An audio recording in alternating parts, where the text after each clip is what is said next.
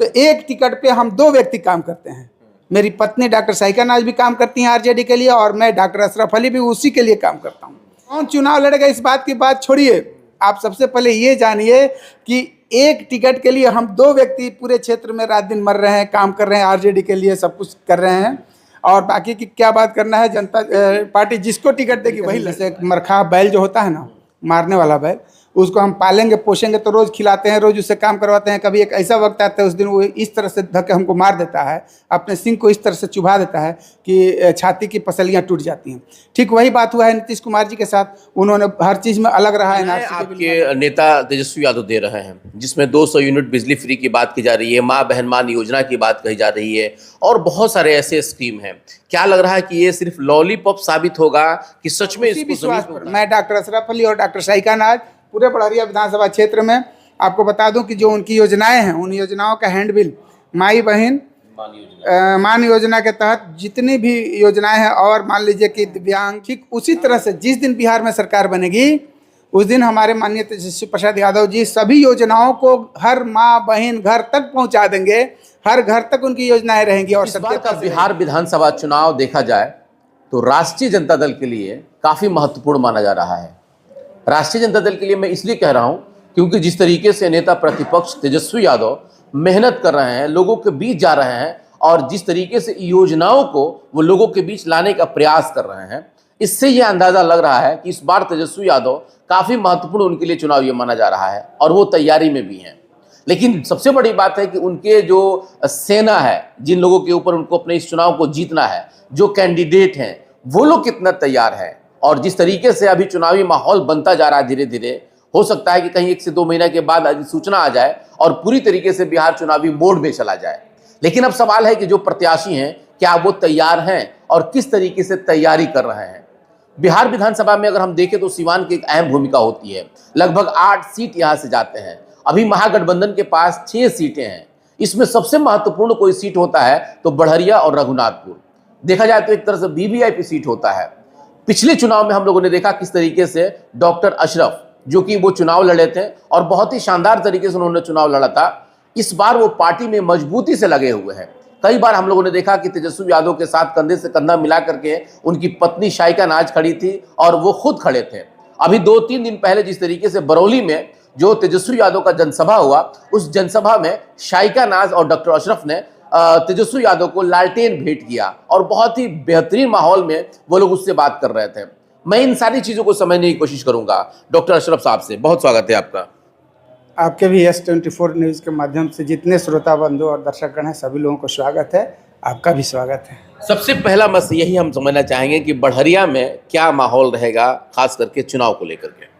देखिए, बढ़हरिया में माहौल यही है कि बढ़हरिया चूँकि हमारे विगत या वर्तमान जो विधायक महोदय हैं श्री बच्चा जी पांडे, उनके इस 5 साल के जो कारनामे हैं जो उन्होंने बढ़हरिया की जनता के साथ किया है, उस चीज़ को लेकर के बढ़हरिया की जनता बहुत ही द्वेषित है, बहुत ही आक्रोशित है कि हमारे माननीय विधायक महोदय हम लोगों के बीच नहीं आया, हम लोगों के साथ कोई काम नहीं किए, कहीं कोई काम नहीं हुआ है।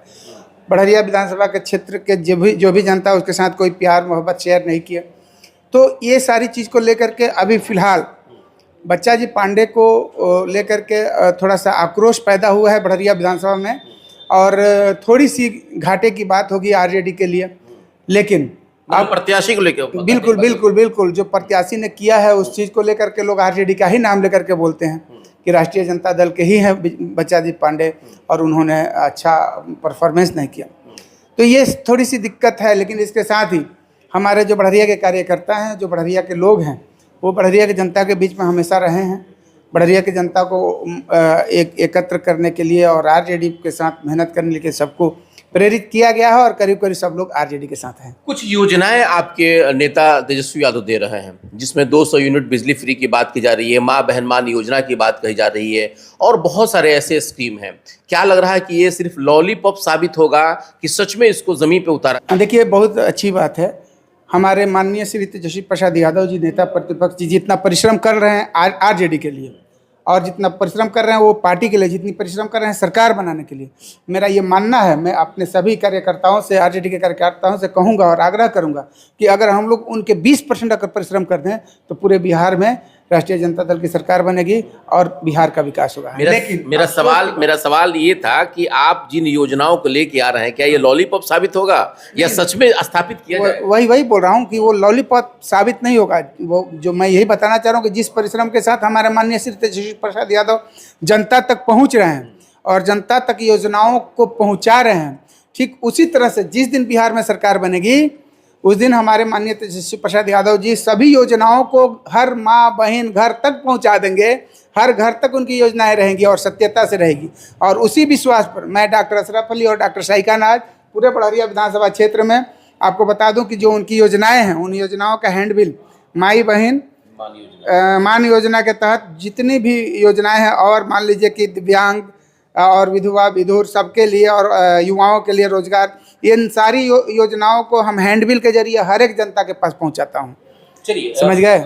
ये कहीं भी लॉलीपॉप नहीं होगा, पूर्ण रूप से मान होगा और सत्य होगा। चलिए, सत्य हम इसको कैसे मान लें? क्या जिस तरीके से तेजस्वी यादव का 17 महीने का जो कार्यकाल रहा, जिस तरह से इन्होंने योजना मतलब खास करके युवाओं के लिए जो नौकरी दिया, क्या उससे इनका एक विश्वास बढ़ रहा है कि और भी कुछ चीज़ें? बिल्कुल, एक वही नहीं, मान लीजिए कि 17 महीने के सरकारी कार्यकाल का ही एक मान लीजिए कि एक प्रमाण नहीं है। आप ये भी तो प्रमाण मानिए कि अगर वो एक युवा नेता है, अगर उन्हें प्रेम नहीं होता युवाओं से, अगर उन्हें बिहार से प्रेम नहीं होता, तो इतना परिश्रम करके हर घर तक, हर जिला तक, हर पंचायत, हर गांव तक वो जा रहे हैं, हर प्रखंड तक जा रहे हैं। जनता के बीच में कुछ ना कुछ तो उनकी आंतरिक इच्छाएं हैं कि मैं बिहार के लिए करूं, कुछ ना कुछ तो उनके अंदर बिहार के लिए मोहब्बत है जिसके लिए वो जा रहे हैं। तो इतनी परिश्रम करना इस बात को साबित कर रहा है कि वो हर अपनी योजनाओं को ला करके साबित करेंगे और धरातल पर लाएंगे। बिल्कुल। अच्छा डॉक्टर साहब, हम एक चीज़ और समझना चाहते हैं कि अभी जिस तरीके से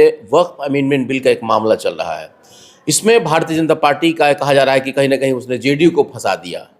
जेडीयू को लग रहा है कि नहीं, कहीं ना कहीं हमने जो किया वो सही किया। हालांकि जेडीयू ने इससे पहले जो 3 तलाक का मामला था, एनआरसी का मामला था, आर्टिकल 35 का मामला था, हर जगह पे जो है कि उसने भाजपा का साथ दिया है। इस वक्त जिस तरीके से खास करके मुस्लिम तंजीम या मुस्लिम जो बेदारी हैं उन लोगों के अंदर नाराज़गी है, आप क्या कहेंगे इस पर? देखिए, हम कहेंगे कि अगर हम गलत हिसाब से रहेंगे, गलत तरीके से, जैसे एक मरखा बैल जो होता है ना, मारने वाला बैल, उसको हम पालेंगे पोषेंगे तो रोज़ खिलाते हैं, रोज़ उससे काम करवाते हैं। कभी एक ऐसा वक्त आता है उस दिन वो इस तरह से धक्के हमको मार देता है, अपने सिंग को इस तरह से चुभा देता है कि छाती की पसलियाँ टूट जाती हैं। ठीक वही बात हुआ है नीतीश कुमार जी के साथ। उन्होंने हर चीज़ में अलग रहा, एनआरसी के बिल में अलग रहा, धारा 371 में अलग रहा, सब कुछ में उन्होंने विरोध किया। धारा 370 में विरोध किया, लेकिन अफसोस की बात कि सब में विरोध करते करते वो अंत में आकर के फंस गए। तो वो मरखा विरोध नहीं, उन्होंने भाजपा का सपोर्ट किया है। नहीं, उस सब में उन्होंने भाजपा का विरोध किया है ना, वो सेकुलरिज्म साबित किए हैं, लेकिन अंततः सदन में तो उन्होंने सपोर्ट किया था, वोटिंग किया है भाजपा के पक्ष में। और अब तो हाँ किए हैं, लेकिन फिर भी वो आंतरिक रूप से या जैसे वैचारिक रूप से वो सेकुलरिज्म शो किए हैं, मुझे ये बताना है। लेकिन अंत में वो फंस गए और लास्ट में आकर के फंसे हैं आपको वक्फ बिल पर। वही बात हुई, मरखा हुआ बैल ऐसे उनको मार दिया कि उनकी छाती की सारी पसली टूट गई और वो अब बुरी तरह से जख्मी हो चुके हैं। कहने का मतलब है कि जिस सेकुलरिज्म की बात की जाती है उसका वो हमेशा प्रमाण देने की कोशिश किए हैं, लेकिन आखिर में इतना बड़ा प्रमाण दे दिए कि उनका मतलब पसली टूट गई। बेशक उनके साथ बहुत बड़ी धोखा हुई है, नाराज हो गए। और आज के डेट में मुसलमान बिल्कुल ही नाराज हैं और आज जेडीयू के साथ नहीं है, क्योंकि मुसलमान ये कंप्लीट रूप से मान चुके हैं कि जेडीयू अब सेकुलरिज्म की तरफ नहीं है, वो कम्युनलिज्म में जा चुकी है और वो कंप्लीट भाजपा के राह पे चल रही है, इसीलिए उससे मुसलमान लोग दूर हो चुके हैं। लेकिन जो काम नीतीश कुमार ने मुसलमानों के लिए किया, कंपेरिजन किया जाता है लालू यादव के कार्यकाल से और नीतीश कुमार के कार्यकाल से, तो उसको कैसे आप भूल सकते हैं? देखिए, हमने कहाँ भूला, हम उस समय से तो यही आपके इस चैनल के माध्यम से चिल्लाते आ रहे हैं कि उन्होंने सेकुलरिज्म साबित किया है। हम कह क्या रहे थे कि वो हर बिल में सेकुलरिज्म साबित किया है, लेकिन साबित करते करते चूंकि मरखा हुआ बैल को साथ में रखेंगे तो वो एक ना एक दिन मरवे करेगा। तो आज भाजपा ने उनको डस लिया और उनको बुरी तरह से जख्मी कर दिया, और जिसका नतीजा हुआ कि आज सभी मुस्लिम जेडीयू से दूर हो गए हैं, सब लोग आरजेडी के साथ आ गए हैं। इस बात को समझ रहे हैं पूरे हिंदुस्तान, बिहार के लोग समझ रहे हैं कि सेकुलर पार्टी अगर कोई है बिहार में तो सिर्फ आरजेडी है। सब लोग सेकुलर बनकर के सेकुलरिज्म में आरजेडी के साथ आ चुके हैं। यानी कि तेजस्वी यादव का जो सपना है, जो आम उनके कार्यकर्ताओं की सपना है कि वो मुख्यमंत्री बन जाएंगे, तो इस तरह के माहौल से उनको फायदा मिल रहा है। देखिए, बिल्कुल सही बात है, इस तरह से के माहौल से उनको फ़ायदा मिल रहा है और उनकी परिश्रम का ये फल है, क्योंकि उन्होंने ये साबित कर चुका है कि हम सेकुलर हैं, सेकुलरिज्म की तरफ हैं और हम सबके साथ हैं, सबके लिए बराबर काम है, सबका साथ सबका विकास लेकर के वो चलते हैं। अच्छा, बढ़हरिया की जो बात कही जाती है बार बार कि बढ़हरिया एक ऐसा जगह है जहाँ पे मतलब सभी नेताओं को समझना बड़ा मुश्किल होता है। बहुत सारे नेताओं की दावेदारी यहाँ पे है। आप इसको किस तरीके से देखते हैं? किसको अपना चुनौती मानते हैं? देखिए, हम तो हमेशा अपने विरोधी का चुनौती मानते हैं। जिस पार्टी से लड़ेंगे वो मेरे लिए चुनौती है। लेकिन सबको समझने की मुझे क्या ज़रूरत है? बस एक ही चीज़ मैं समझता हूँ कि जितने आरजेडी के कार्यकर्ता हैं, हम सब कार्यकर्ता हैं, हम सब एक साथ हैं। रही बात टिकट के लिए, तो टिकट की दावेदारी इस पार्टी के ही लोग किया करते हैं। तो एक पार्टी से 10 लोग एक टिकट पर दावेदारियाँ करते हैं। और पार्टी में जो अच्छे होते हैं, जो जनता के बीच में होते हैं, जनता के चाहने वाले होते हैं, जनता के चहेते होते हैं, जिसको जनता वोट देगी, जो जनता के बीच में हमेशा घूम करके पार्टी के लिए कुछ करता रहता होता है, पार्टी उसी को टिकट देती है।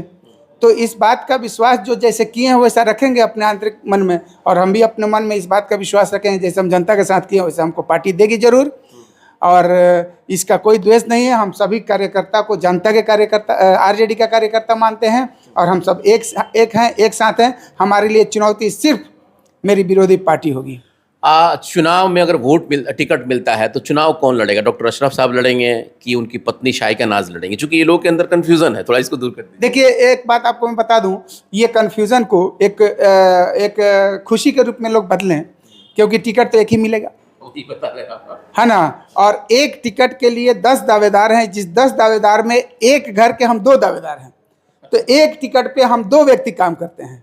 मेरी पत्नी डॉक्टर शाइका नाज भी काम करती हैं आरजेडी के लिए, और मैं डॉक्टर अशरफ अली भी उसी के लिए काम करता हूँ।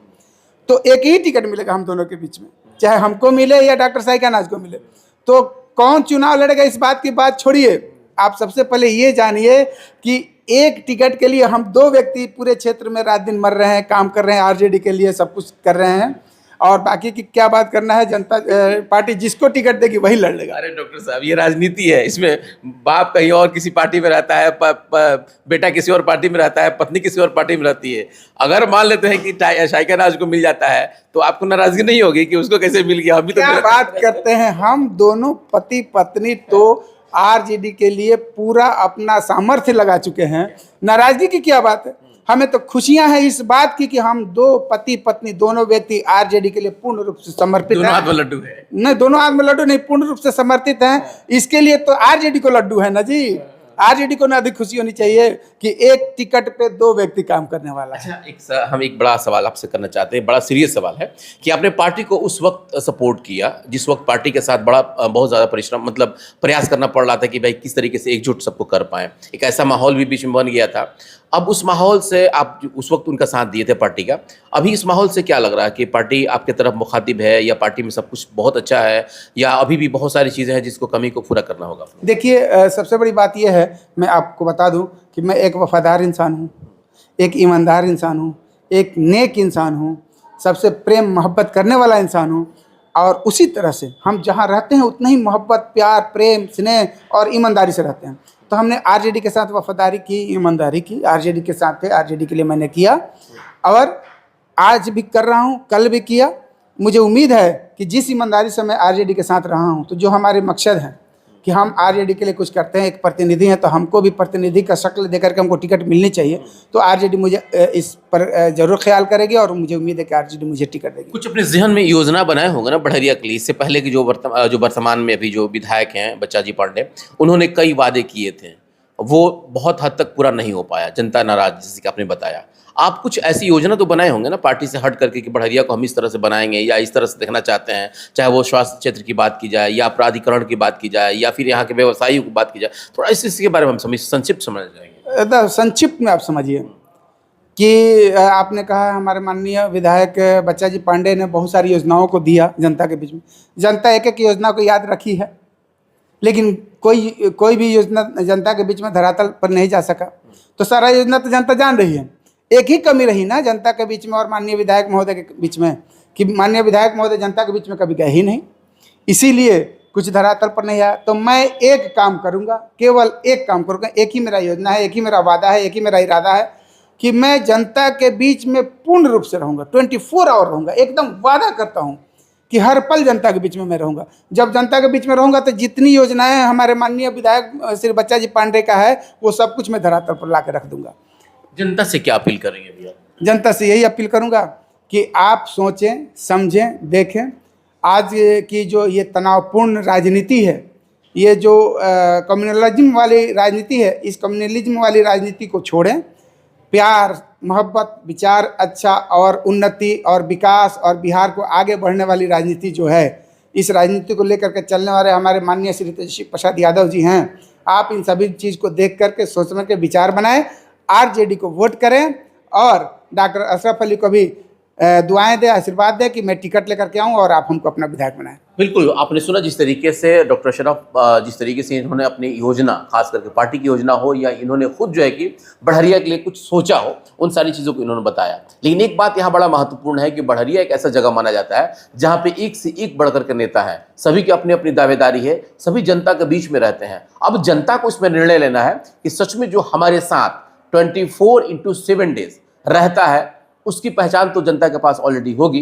अब जनता की भी एक तरह से देखा जाए तो इम्तहान होगा इस बार का जो चुनाव है। अब इस चुनाव में जनता किसके ऊपर मोहर लगाती है ये देखना बड़ा दिलचस्प होगा। लेकिन जिस तरीके से धीरे धीरे राजनीतिक माहौल गर्म हो रहा है, अब इस गर्माहट में किस तरीके से जो है कि माहौल बनता है ये देखना बड़ा दिलचस्प होगा। फिलहाल आप दीजिए इजाजत, और आपके इस खास करके जो ये इंटरव्यू है इस पर आपकी प्रतिक्रिया हम जरूर जानना चाहेंगे। बने रहे हमारे साथ, बहुत बहुत धन्यवाद।